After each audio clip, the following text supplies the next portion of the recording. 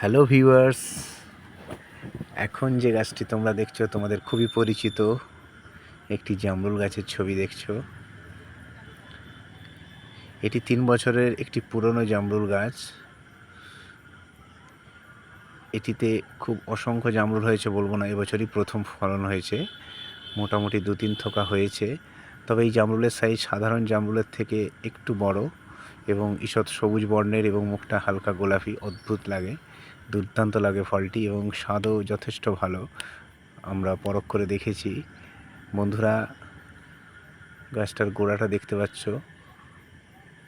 মোটামুটি 9-10 ফুটের মতো হাইট হয়েছে। আশা করা যায় আগামী বছর আরও বেশি ফলন হবে। বন্ধুরা, চাইলে তোমরা এই ধরনের জামরুল গাছ সংগ্রহ করতে পারো, থাই ভ্যারাইটি। এবং ভিডিওটা ভালো লাগে থাকলে অবশ্যই একটা লাইক করবে, বন্ধুদের মধ্যে শেয়ার করবে।